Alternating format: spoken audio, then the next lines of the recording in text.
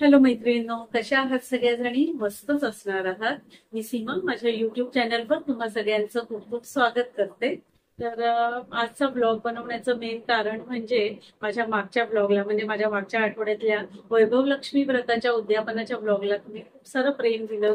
खूप साऱ्या कमेंट्स आल्या, खूप साऱ्या लाईक्स आल्या. म्हणजे पहिल्यांदा मला एवढ्या कमेंट्स आणि लाईक्स मिळाल्या. गेले वर्षभर मी युट्यूबिंग करते आहे, ब्लॉगिंग करते म्हणजे.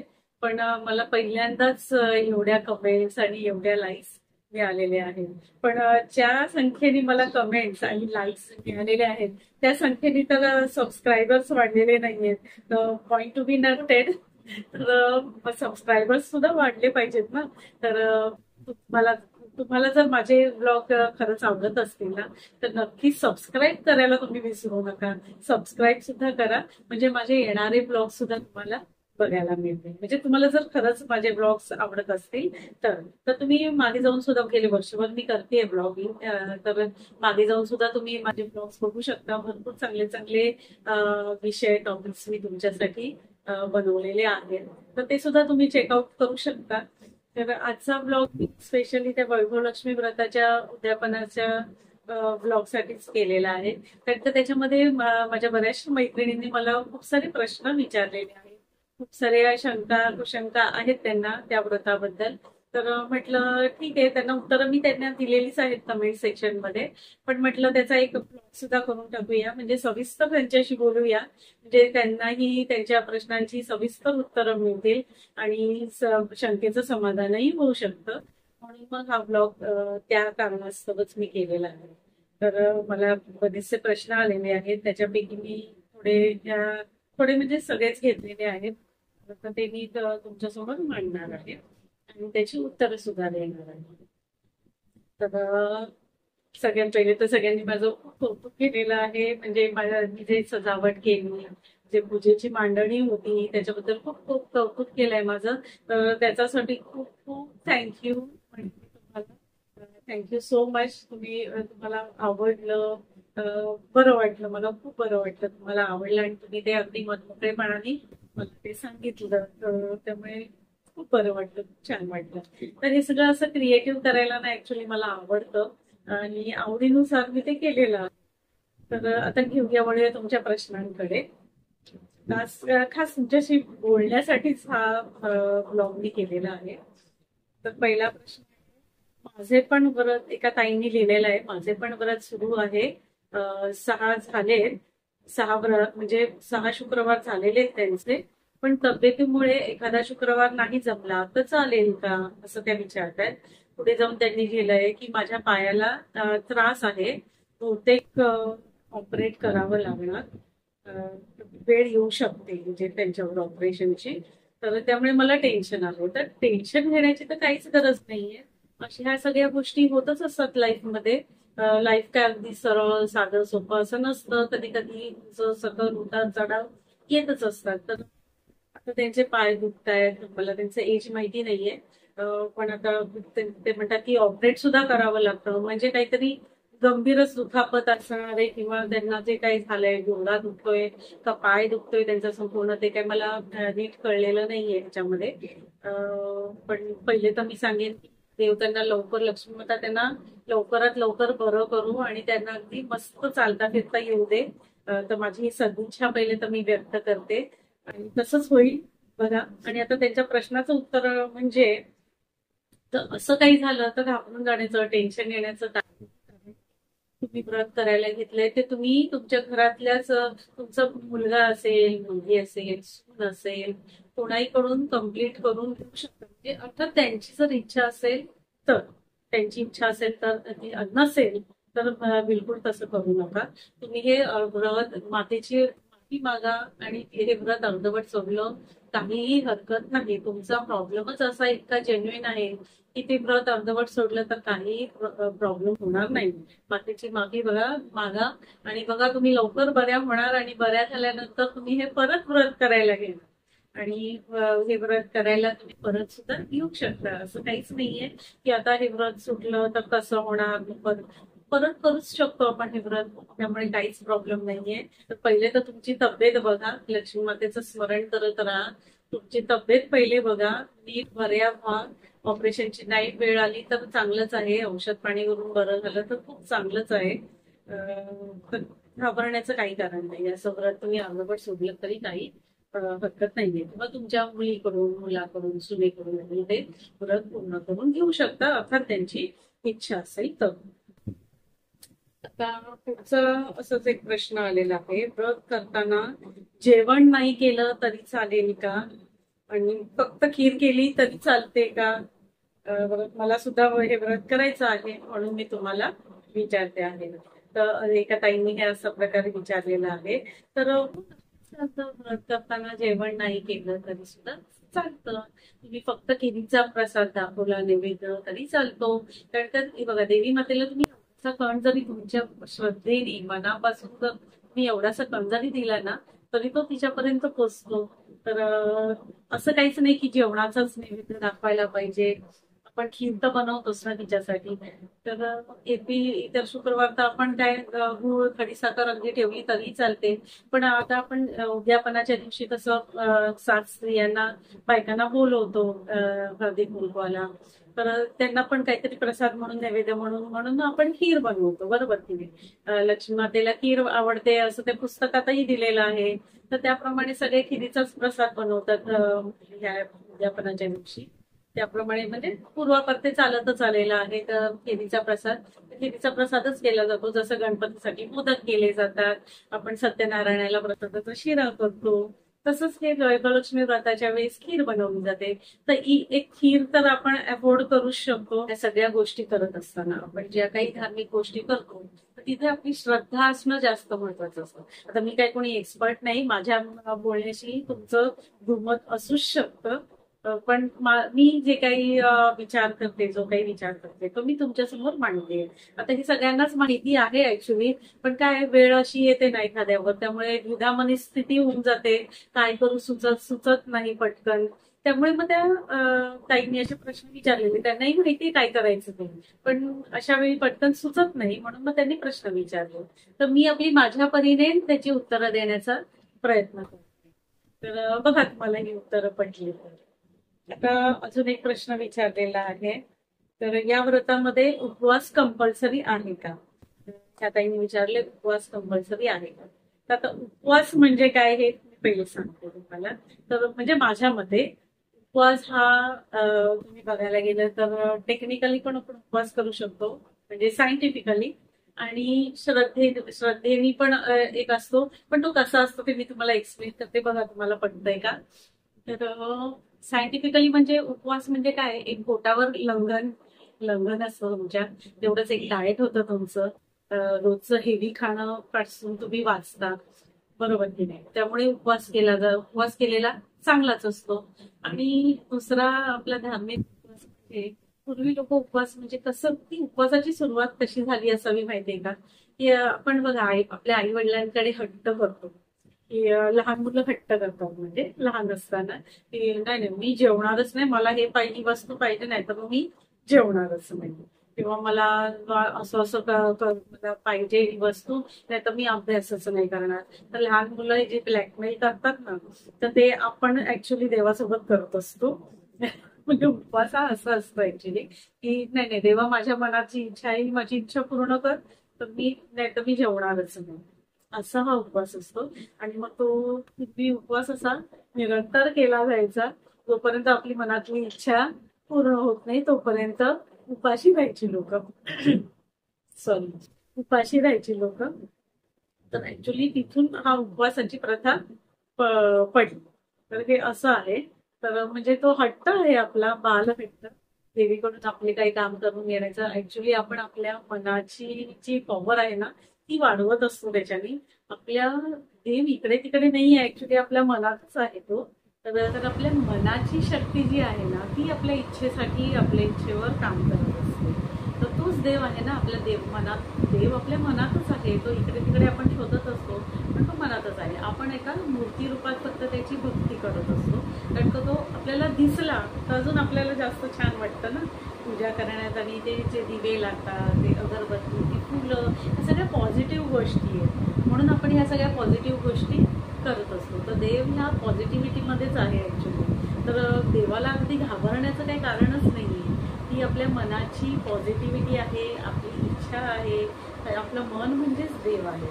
आपण पूर्ण श्रद्धेने सगळं केलं पाहिजे आणि आपलं मन चांगलं पाहिजे, तर सगळं काही चांगलं होत असतं. मी हे जे काही सांगते तर त्याच्यात बऱ्याच जणांचं दुमतही असू शकतं, पण मी जे काही फील करते देवाबद्दल, प्रत्येकाचं देवाशी बघा एक वेगळं कनेक्शन असतं. प्रत्येकाचं आपलं आपलं एक कनेक्शन असतं बघा देवाशी. तर तसंच माझं पण आहे. तर मी जे समजते तेच मी बोलते. तर तुमच्या देवाशी तुमचं पण असेल कनेक्शन, वेगळं आहे तर त्याप्रमाणेच करायचं. पण देवाला घाबरण्याची काही गरज नाही असं मला वाटतं. जर आपलं कर्म चांगलं असेल ना तर घाबरण्याची खरंच काही गरज नसते. सगळं काही व्यवस्थित होत असतं. आणि उपवास कंपल्सरी आहे का वगैरे असं काही नाही. उपवास तुम्हाला जमत असेल तर करावा. तुम्हाला जर तुमची तब्येत बरी नसेल, तुम्हाला उपवास झेपत नसेल, जमत नसेल, तुम्हाला जर खूपच भूक लागत असेल आणि उपवासाचं नाही, तुम्हाला जमतच नाही उपवास, तर मग कसं उपवास करणार ना. आणि पोट इथे कळवळत आहे तर तुम्ही पूजा तरी कशी व्यवस्थित करणार. त्यामुळे आधी पूर्वीच्या लोकांनी पण म्हणून ठेवलं आहे, आधी पोटोबा मग विठोबा. तर ॲटलिस्ट काय तसं नाही, पण उपवास नाही केला तरी चालतो. जमत असेल तर नक्की करा, कारण का आपल्या तब्येतीसाठी सुद्धा तो चांगला आहे आणि आपली इच्छाशक्ती पण प्रबळ होते त्याच्याने. तर जमत असेल तर करा, पण नसेल जमत तर नाही केला तरीही चालतो. म्हणजे माझं उत्तर तर हेच आहे, तुम्ही ठेवा नाही तर नका ठेवू, दोन्हीही चालतं. तुम्हाला जमत असेल तर करा, जमत नसेल तर नका करू, दोन्हीही चालतं. तर आता पुढचा प्रश्न पण असाच त्या बाबतीतच विचारलेला आहे की लोक सांगतात की पुरणपोळीचा नैवेद्य करावा वगैरे, असं भरपूर जेवण वगैरे घालतात 7 स्त्रियांना, असं एका ताईंनी विचारलेलं आहे. तर असं काहीच नाही, जेवणच घातलं पाहिजे असं काही नाही. नैवेद्य म्हणून तुम्ही काही देऊ शकता. फळ वगैरे आपण देतो, खिरीचा प्रसाद देतो. तर तुमची जर ऐपत असेल जेवण वगैरे देण्याची आणि तेवढा स्टॅमिना असेल, तेवढं तुम्हाला जमणार असेल. आजकाल काही शहरांमध्ये कोणाला हेल्प मिळत नाही, एकटीलाच सगळं करावं लागतं. घरातून कोणाची न्यूक्लिअर फॅमिलीज आहेत त्याच्यामध्ये कोणाची हेल्प नसते. परत असं पूर्वी कसं शेजारी पाजारी बायका यायच्या मदतीला वगैरे, तसं आता काही होत नाही. त्यामुळे एकटीने सगळं करणं काही पॉसिबल नसतं. त्यामुळे तुम्ही जेवणाचा घाट नाही घातला तरी चालेल आणि तुम्हाला जर जमत असेल तर तुम्ही केलं तर सुद्धा चालेल. वेल अँड गुड. ते तुम्हाला जमत असेल तर तुम्ही तेही करू शकता, जेवण घालू शकता.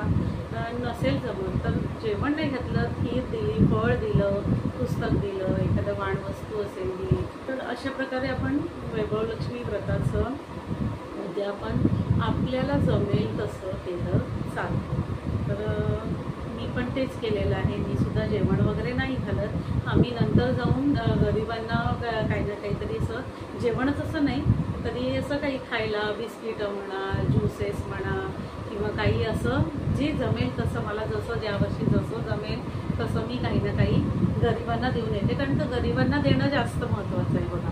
कारण का आपण बोलवतो त्या सगळ्या सुखवस्तू घरातल्या बायका असतात, त्यांच्याकडे सगळं असतं. त्यामुळे आपण ते तर करायचंच आहे. सवासणींना देणं ते पण आहे महत्त्वाचं. ते जसं पुस्तकात सांगितलं आहे त्याप्रमाणे आपण करतोच.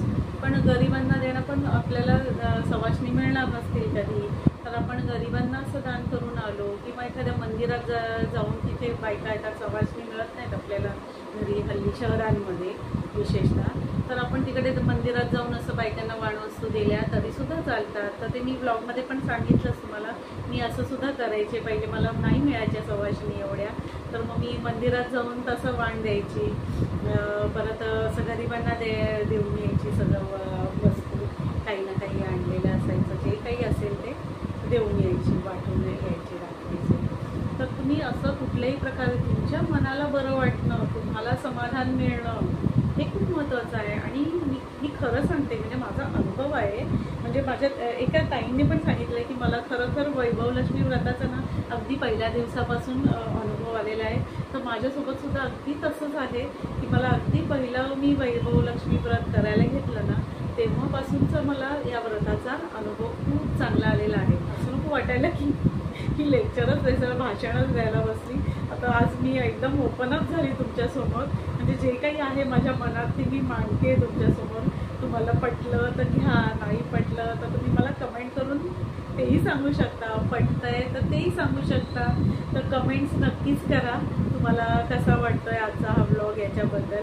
तर जो होता होईसवर मी तुमच्या प्रश्नांची उत्तरं देण्याचा प्रयत्न करते आहे. तर अशा प्रकारचे प्रश्न बरेचसे आलेले, तर त्या ताईनं ज्यांनी प्रश्न केले ना त्यांनाही उत्तरं माहिती आहे ती सगळी. फक्त एक माझ्याकडून त्यांना त्या बुद्धीला एक रिकॉल मिळाला असेल की अरे हो, हे असं सुद्धा करू शकतो, हे असं सुद्धा होऊ शकतं, कशाला घाबरायला पाहिजे. पण जेव्हा स्वतःवर वेळ येते ना तेव्हा माणूस थोडंसं असा माइंड ट्विस्टिंग असं थोडंसं होतं त्याचं. तर होऊ शकतं असं. तर माझ्या बोलण्यामुळे किंवा माझ्या ह्या प्रश्नांच्या उत्तरांमुळे त्यांना जर का काही सोल्युशन मिळणार असेल तर मला खूप आनंद होईल. आणि सोल्युशन तुम्हाला मिळालं असेल माझ्याकडून, तुम्हाला जर हे प्रश्नांची उत्तरं आवडली असेल तर मला कमेंट करून नक्की कळवा. तर आता एक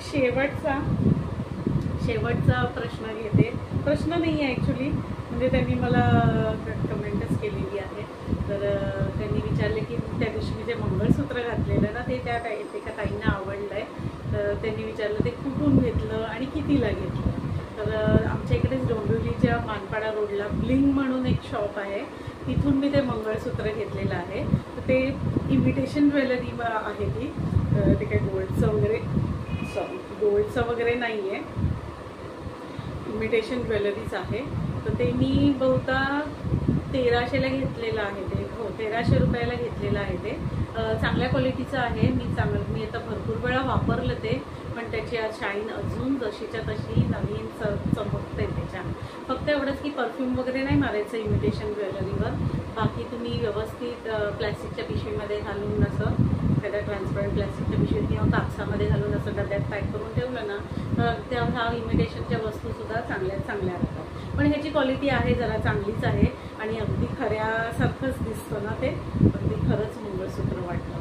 तर छान आहे ते मंगळसूत्र. मला सुद्धा बघितल्या अगदी त्यांच्या डिस्प्लेलाच होतं दुकानाच्या. मला बघितल्या खूप आवडलं, म्हणून मग मी लगेच दुकानात गेली आणि विचारली. त्याच्यानंतर मी बरीचशी मंगळसूत्र बघितली, पण हे डिझाईन एकदा जे आपल्याला एखादी वस्तू बघते आणि क्लिक होतं ना आणि ते आवडून जातं, मग दुसरं काही आवडतच नाही असं होतं ना.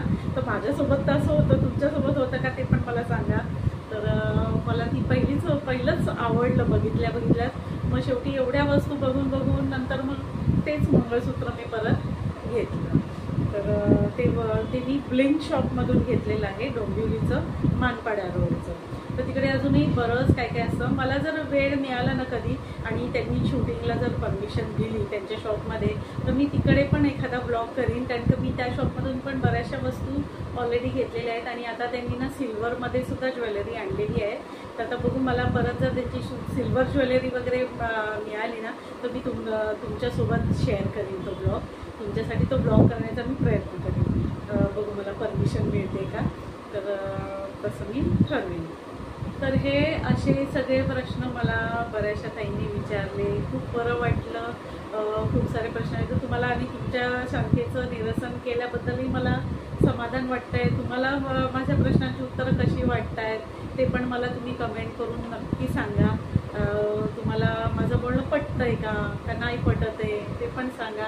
मी मी इंडिपेंडंट जो काही विचार करते त्याप्रमाणे मी तुमच्या प्रश्नांची उत्तरं दिलेली आहेत. म्हणजे मला तर वाटतं की तुम्हाला समाधान मिळालं असावं. कारण ते देवाचा असा इतका बाऊ पण करून ठेवू नये. देव आहे तो आपल्यासाठी आहे, आपल्या अंतरात्म्यात आहे. तर त्याला घाबरू नये. थोडंसं काही चुकलं चालतं, आपण मुलं त्यांची, हो की नाही. आपण ती आई आहे आपली, ती कशी रागवेल ना. आणि थोडंसं रागवली तरी मुलांवरती काही जास्त वेळ रागवून राहू शकत नाही आपली आई, हो की नाही. तर माझ्या मतांप्रमाणे मी तुमच्या प्रश्नांची उत्तरं देण्याचा प्रयत्न केलेला आहे. तर तुम्ही जे माझ्या मागच्या त्या व्लॉगला जे प्रेम दिलं ना त्याच्याबद्दल मी पुन्हा एकदा तुम्हाला थँक्यू सो मच. तर कमेंट तुमच्या भरपूर आहेत, लाईक्स भरपूर आहेत, तर त्याप्रमाणे सबस्क्राईबसुद्धा करा माझ्या चॅनलला. म्हणजे तुम्हाला जर खरंच माझे व्लॉग्स आवडत असतील तर.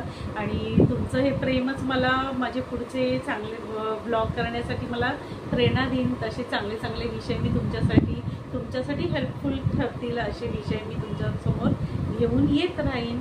तर आता तरी मी इथेच थांबते. मला वाटतं तुमच्या शंकांचं निरसन झालेलं असेल. तर भेटूया माझ्या पुढच्या ब्लॉगमध्ये. तोपर्यंत बाय अँड टेक केअर. जय माता लक्ष्मी. ओम साईराम.